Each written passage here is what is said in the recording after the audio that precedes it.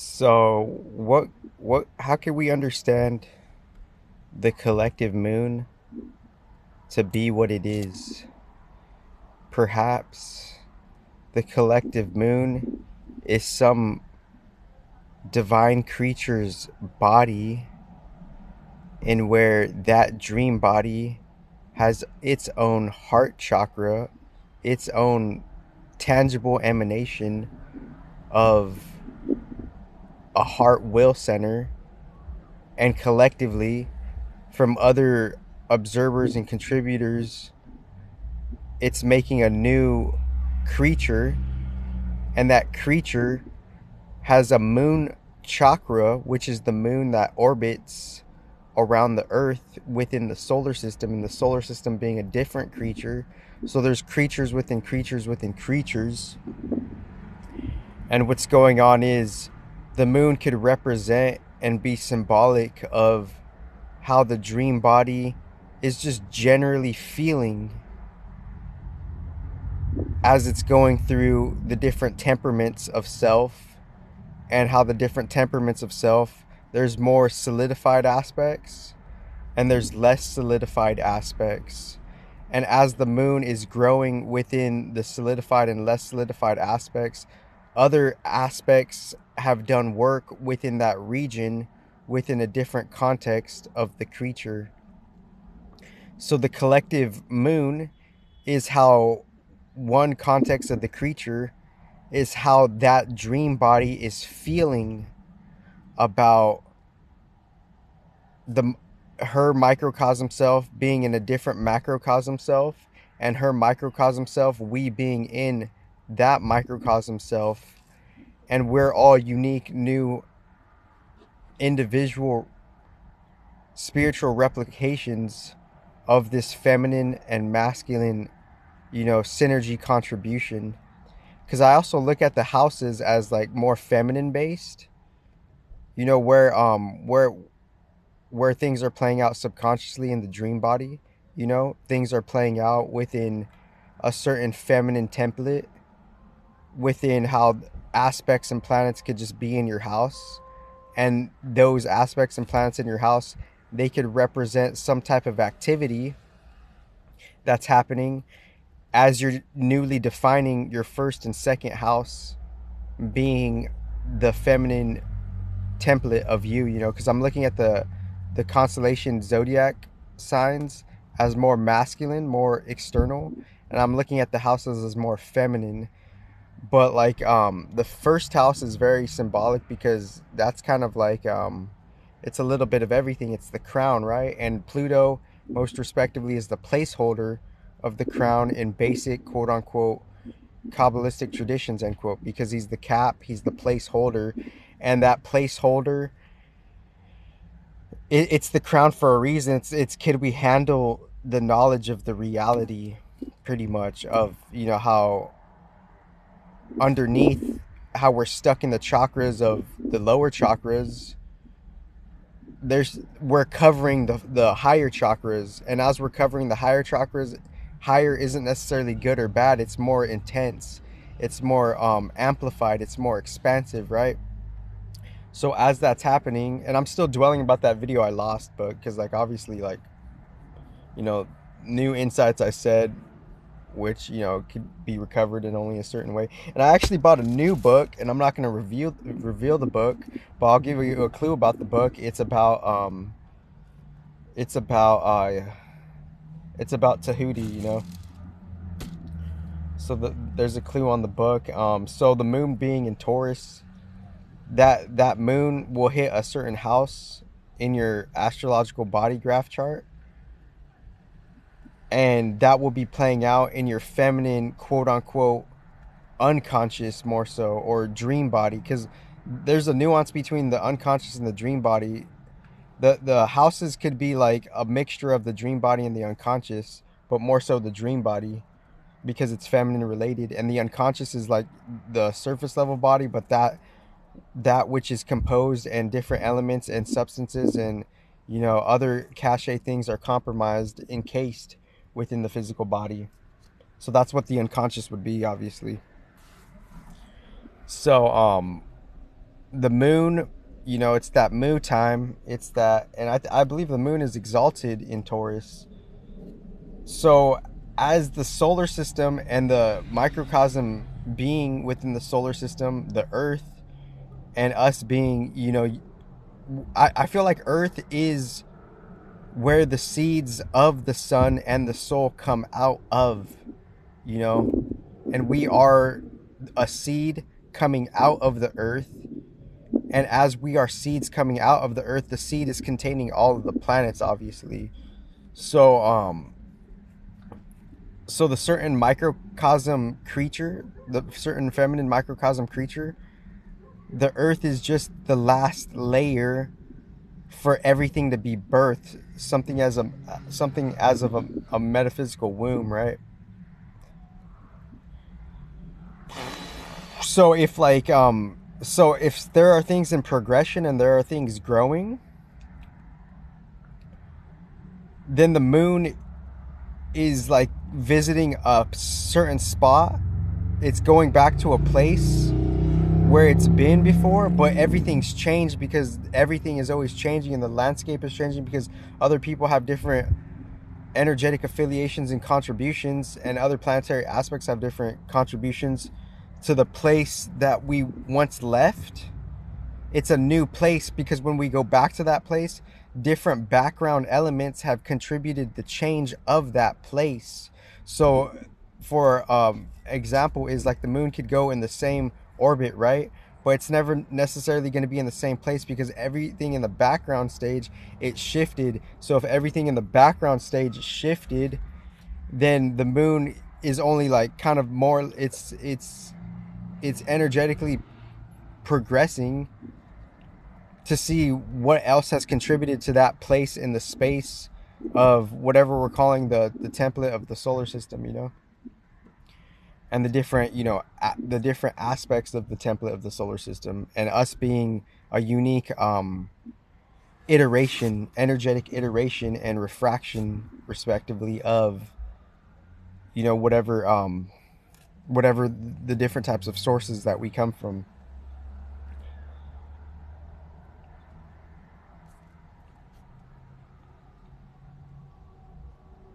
So I believe the moon in Taurus, it's like let me crack this open. Orange crema, naranja crema. Put some hand sanitizer on the top because when the cashiers, they're just like, they're just doing all this crazy shit. But so the moon is in a certain spot in Taurus where Uranus put a lot of work in Taurus within the last, whatever precise cycle he spent in the certain portion of degrees in the constellation zodiac sign. Because Uranus was in a certain spot in Taurus, and he was revolutionizing that, and he was bringing new, pure. I look at Uranus also as particular light. I mean, pure light, and I don't think people could really understand that. And I'm not trying to be biased with it. That's just what it feels for me, So, and everyone could have like infinite, biases and infinite perspectives on what pure light is. Hence duality. Hence, differentiation. Hence, what's proper and what's improper. Hence, what is, properly placed and what is distorted.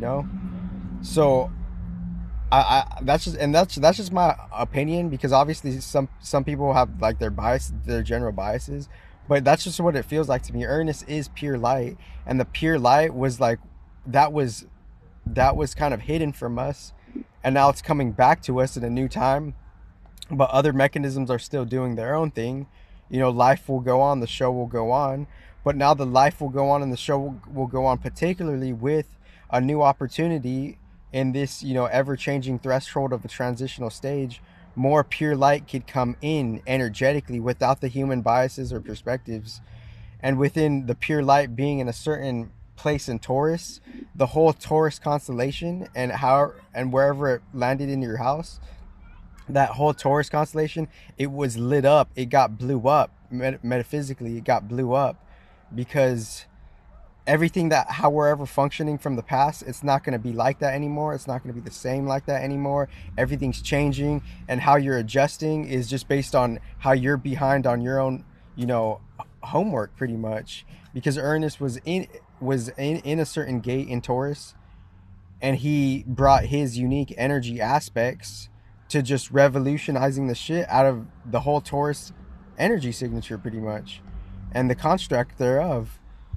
And as that's happening, now the moon is in where your Ernest was, and now our dream body is feeling all the shit that Ernest did for the last, whatever relevant cycle it is within the proper coordinates of how long he was in the Taurus constellation. But Ernest was always ripping he was always doing his thing, like in regards to his placements in the signs and his aspects to the other signs, and that pure light being a beacon for some real palpable change that we don't necessarily understand or just want to recognize because of just general ego shit.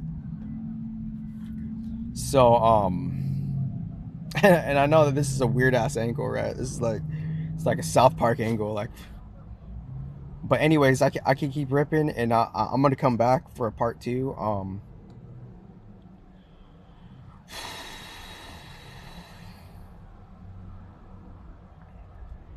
And like the moon is like the since the moon is kind of like a symbol for our dream body respectively.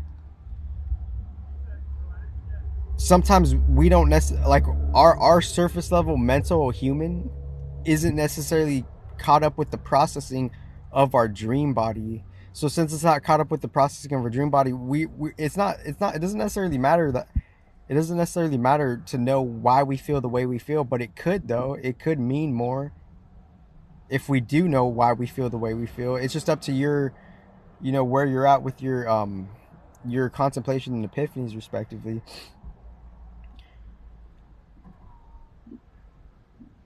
But if we're feeling how we're supposed to naturally feel a certain type of homeostasis, then we're leaning on the good side of just the basic energy fates, and we're leaning on the good side of the moon, because the moon is exalted in Taurus, and the moon should have us feeling generally good,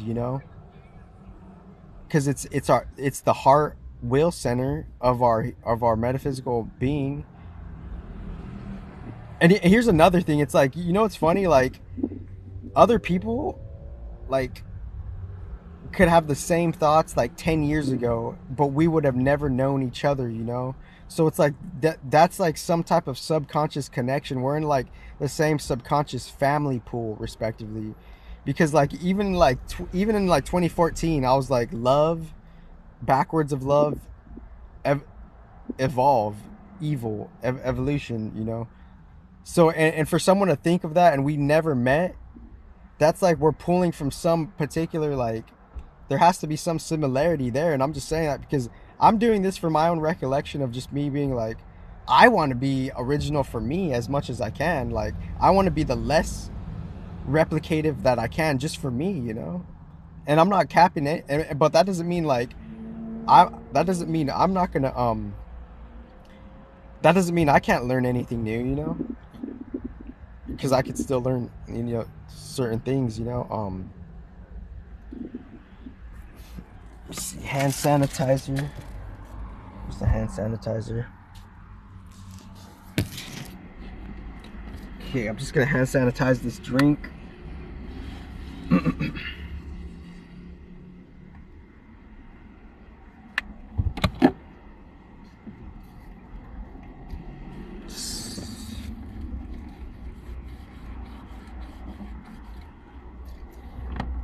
Okay, let me open the drink.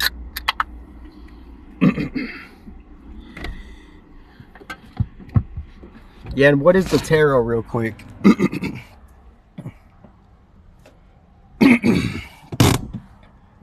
The tarot is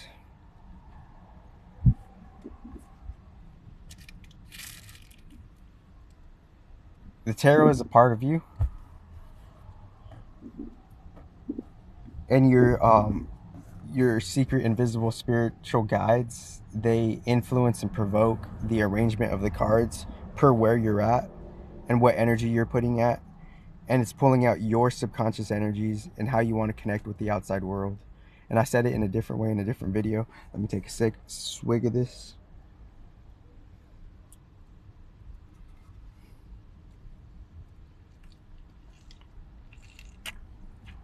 So now that the moon and the sun is in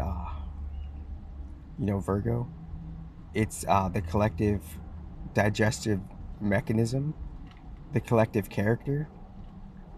It's digesting what it's seeing. What we see, we also digest and process. For the earth body, the sun and the earth, they're in a symbiotic relationship, and that sun is it's pretty much just digesting what it is for the earth, because the solar plexus, whatever material substance it's digesting, it's to replenish the earth body. That it's going to the unconscious body, and the unconscious body, the earth, is doing all its processing systems based on how things are just being distributed as far as the finer tuned elements. So the mutable earth, that's what we're digesting and processing. And that mutable earth through the houses, that digesting, processing of the mutable earth, that mutable earth process is being played out in your feminine dream body, your 1st through 12th house. And that mutable earth digestion process, the sun being in Virgo, it's playing out, and it's and you're processing that collective character energy, and it's playing out in one of your houses. And as it's playing out in one of your houses, it's feeding one of your houses. So 1st house Virgo, that could be like the embodiment of just like a mother shaman. And I'm not going to do Virgo through the houses because that ship has already, like I had a good flow on it. Has already sailed, but maybe I should, maybe I'll start from like a different angle or something. I'm a Leo rising, and those Leo risings, it's like no one wants to give them the satisfaction. It's like no one wants to tell them shit. No one wants to fucking no one wants to give them a hint. No one wants to give them like a clue. They just let the Leo rising be a star, and let them shine their fucking shit, and let everyone just watch that shit. You have a great day.